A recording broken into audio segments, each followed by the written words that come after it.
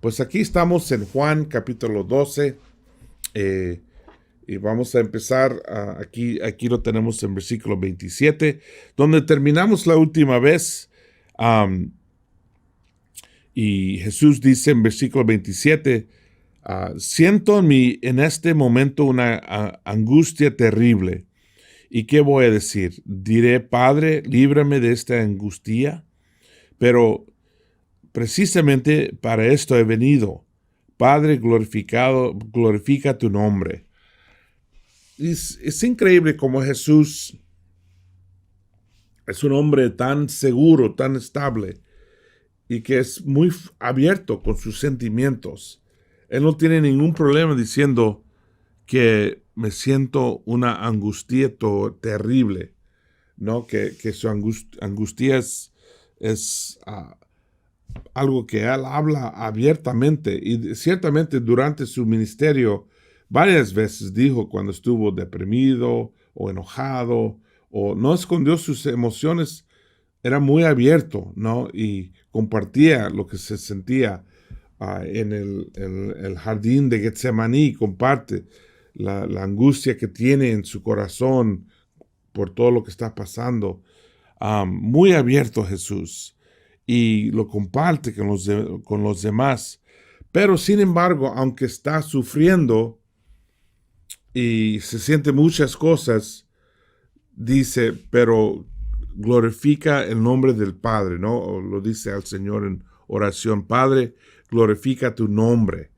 Eso siempre es su meta. No importaba cómo se sentía él. Y yo creo que es algo muy importante para nosotros, especialmente siendo latinos, que a veces somos muy emocionales, ¿no? Y lo bueno de la emoción que tenemos es la pasión, que es algo bueno.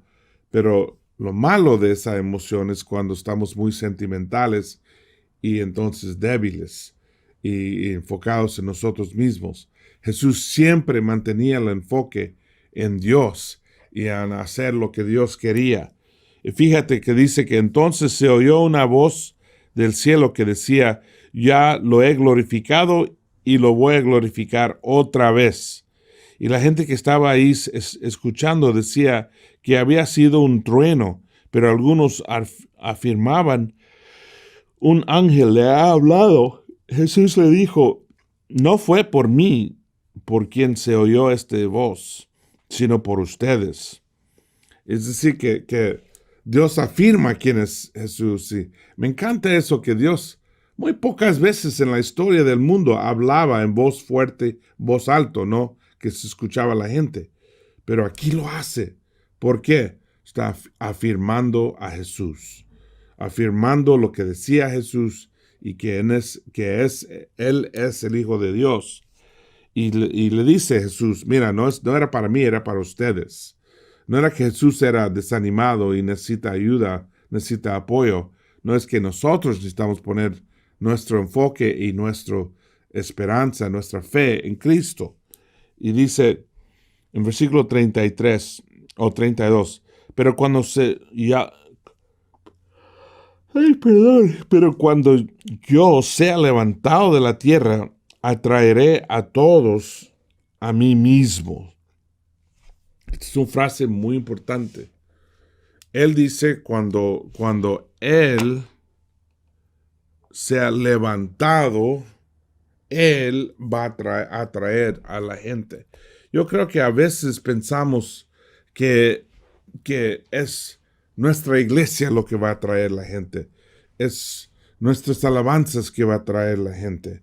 Que ser muy organizado o ser un grupo listo o que es nosotros. Y la verdad es que no, es Jesús quien atrae a la gente. Nuestro trabajo o nuestra misión es levantar a Jesús. Es poner Él arriba. En el griego la palabra es hupso, significa levantar algo. Levantarlo, subirlo, proclamarlo, exaltarlo. Todo eso es la palabra en griego hupso. Y la Biblia dice que cuando él se murió, bueno, cuando lo crucificaron, lo hupso, lo levantaron en la cruz. Luego, después de morirse, cuando regresó él, fue resucitado o levantado otra vez. Y luego, cuando vino y después de predicar a los discípulos, fue otra vez levantado al cielo, hupso. Y luego la iglesia, en el libro de Hechos, constantemente estuvieron levantando o exaltando o predicando el nombre de Jesús. Es decir, de que desde la cruz hasta el libro de Hechos, esa palabra era clave, hupso o levantando, exaltando a Jesús. Dios lo levantó en la cruz, lo levantó de los muertos y lo levantó al cielo. Y los discípulos lo levantaron en exaltación, en proclamación y predicando su nombre. Y eso es lo importante. Eso es el propósito de la iglesia. Es nuestra misión. La pregunta es si lo estamos haciendo. Si realmente estamos llamando todos a Jesús o si estamos llamando todos a nuestra iglesia.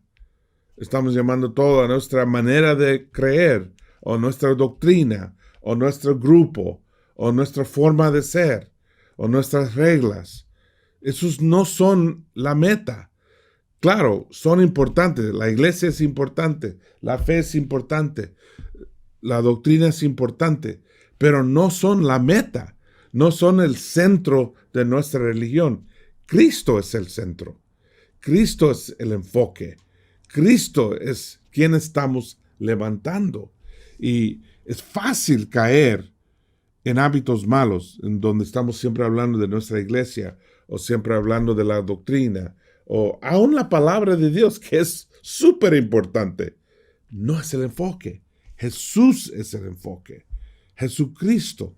Y Él dice, cuando yo sea levantado, yo voy a traer a todos. No tú, no yo. Él va a traer a los hombres y las mujeres, ¿no? Y eso es muy importante. Eso es, la palabra es cristología. Es la manera de pensar y ver a Cristo y cuál papel toma Él o tiene Él en nuestra iglesia. Debe ser el enfoque. Debe ser como la piedra que cuadra todo el edificio, ¿no? Debe ser. Pero yo veo que muchas veces no lo es. Que hay una iglesia acá que todo es su alabanza, la iglesia de alabanza, hay una iglesia acá que es todo del Espíritu, y del Espíritu esto y esto, y dones del Espíritu. La iglesia acá que no somos los más rectos, los más espirituales, y oremos más, hacemos esto más, esto más. La iglesia de Cristo debe ser conocido por la iglesia de ¿quién? Cristo, ¿no? De Jesús. Y dice, siguiendo, dice, con esto daba de entender de qué forma había de morir. La gente le contestó, por la ley sabemos que el Mesías vivirá para siempre, pero pues dices tú que el Hijo del Hombre tiene que ser levantado. ¿Quién es ese Hijo del Hombre? Jesús les dijo, todavía estará entre ustedes la luz, pero solamente por un poco de tiempo. Anden pues mientras tienen esta luz, para que no les sorprenda la oscuridad. Pero el que anda en la oscuridad no sabe por dónde va. Creen en la luz mientras todavía la tienen, para que pertenezcan a la luz. Después de decir estas cosas, Jesús se fue y se escondió de ellos. Fíjate que ellos, bueno, como siempre, no lo entendieron bien y no entendieron quién es el Hijo del Hombre, la frase que Jesús usaba muchas veces. Y Jesús los enseña que, mira, tienen la luz ahora, tienen que caminar en la luz, tienen que andar en la luz, tienen que vivir en la luz, porque no siempre van a tener la luz. Y hoy día no ponemos mucha atención a la batalla entre la luz y la oscuridad, aunque en el libro de Juan, en el Evangelio, es uno de los temas muy importantes, de que seamos personas caminando en la luz, que seamos personas viviendo en la luz, ¿no? Y, y a veces no nos demos cuenta de que cómo estamos viviendo. Y Jesús es la luz, Jesús es el origen. Una vez Él dijo a nosotros, ustedes son la luz del mundo. Y más bien era su meta, ¿no? Su propósito para nosotros. No es decir que ya estuvieron brillando como la luz, pero eso es la meta de Jesús, ayudarte a ti y a mí a ser la luz del mundo. ¿Por qué? Porque tenemos Cristo en nuestro corazón, porque pensamos como Cristo, porque vivimos como Cristo. Y así somos la luz del mundo. Donde hay odio, ponemos amor. Donde hay rencor y división, ponemos unidad y perdonamos unos a otros. Donde en un mundo donde nadie quiere compartir, nosotros somos los que ayudan a los pobres y compartimos nuestras cosas y cuidamos unos a otros. En el mundo lleno de odio, somos la gente que aman a todos. No hay racismo en la iglesia. No debe ser racismo. No debemos tener prejuicio. Ricos contra pobres o pobres contra ricos. Todos somos una sola familia. Eso demuestra que eso brilla en este mundo. Y así somos la luz, perdonando. Cuando hay rencor en la iglesia, cuando hay división, cuando hay odio, cuando hay racismo o prejuicio social, no somos la luz, no estamos brillando. Somos igual que el mundo. Y no merecemos nada de Dios. Debemos ser diferentes, distintos, ¿no?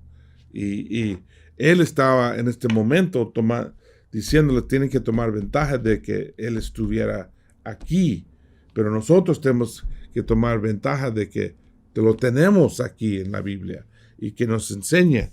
Dice en 37, a pesar de que Jesús había hecho tan grandes señales milagrosas delante de ellos, no creían en él, pues tenía que cumplirse lo que escribió el profeta Isaías. El hecho es que hay gente que no quieren creer y nunca van a creer, porque no quieren creer. Alguien no cree si no quiere. Alguien no puede tener fe si no quiere. Tiene que empezar con el deseo. Yo quiero creer, yo quiero tener fe, yo quiero vivir la vida cristiana. Y ahí empieza. ¿Y cómo alguien va a llegar a tener ese deseo? Mirando a Jesús, escuchándolo. Así crece ese sentimiento de querer, ¿no? Pero a veces hay gente que no quieren y nada lo que tú dices va a cambiar su mente. Y era así. Dice, eso fue lo que escribió Isaías, ¿no? Dice, Señor, ¿quién ha creído nuestro mensaje? ¿A quién ha revelado el Señor su poder? Así que no podían creer, pues también escribió Isaías. Dios les ha cerrado los ojos y ha entorpecido su mente, para que no puedan ver ni puedan entender, para que no se vuelvan a mí y yo no los sane. Isaías dijo esto porque había visto la gloria de Jesús y hablaba de él.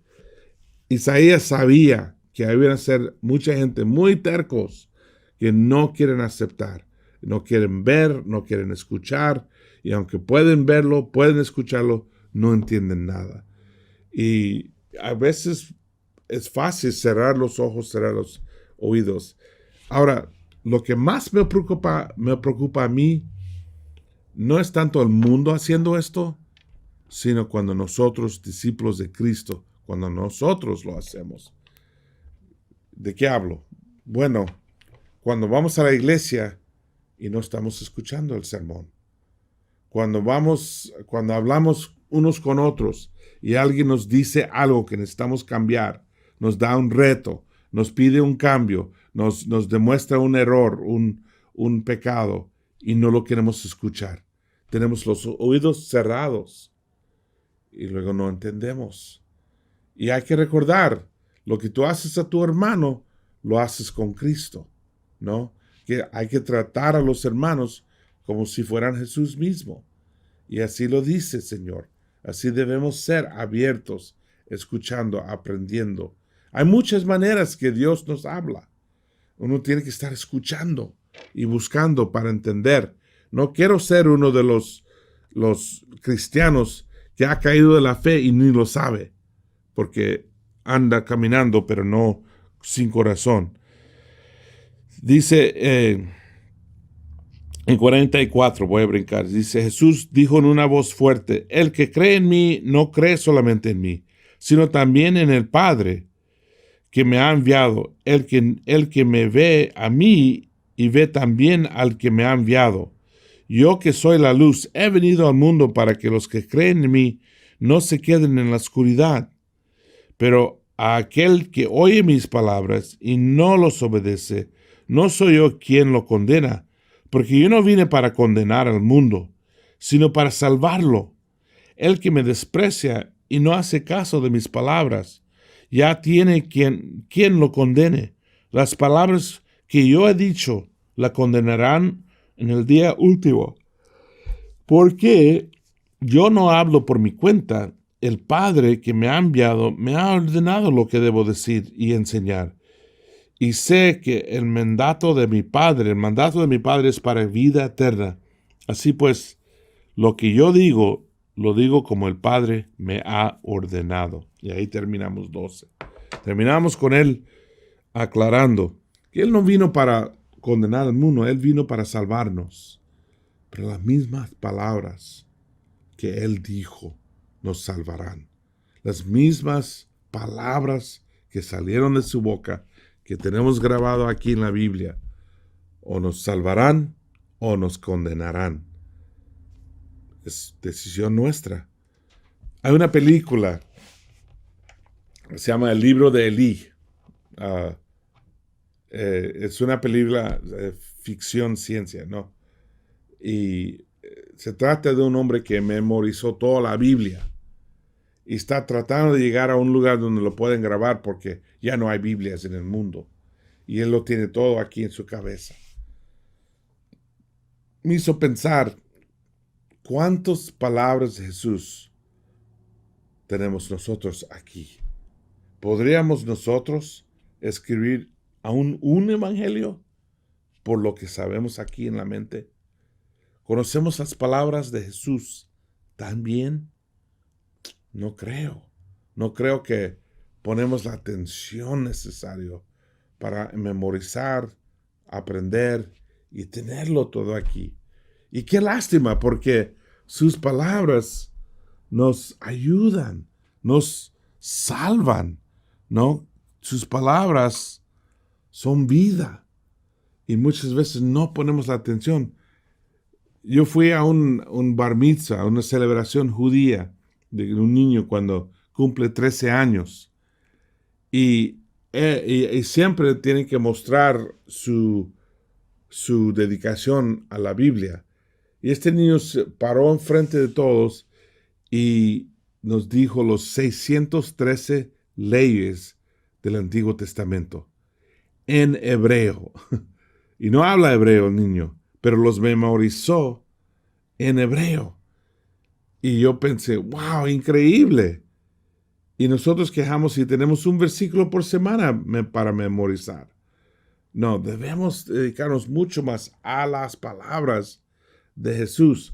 Yo recuerdo una vez yo di el reto a los que estuvieron entrenando en el ministerio de memorizar el sermón del monte que dijo Jesús en Mateo 5.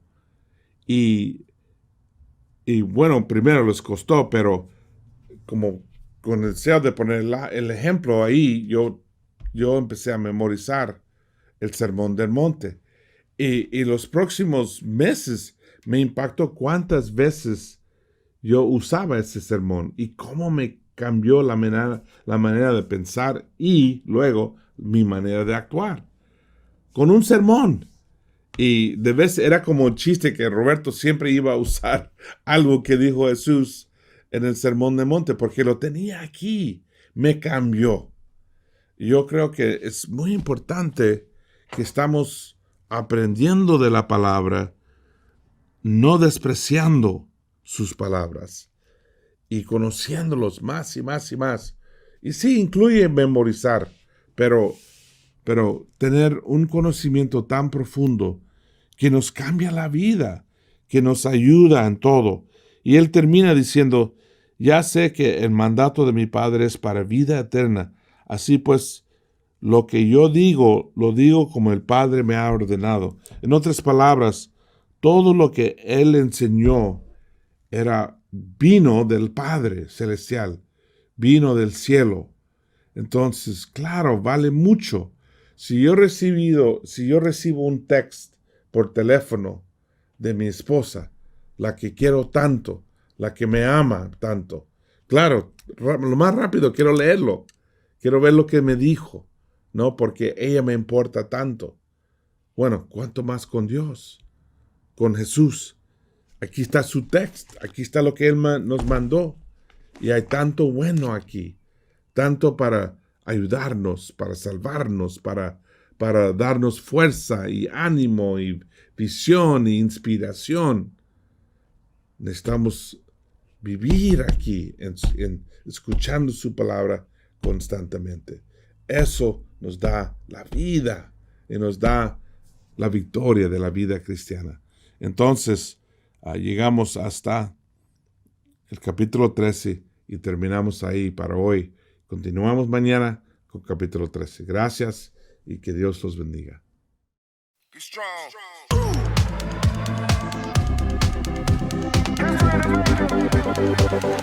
strong.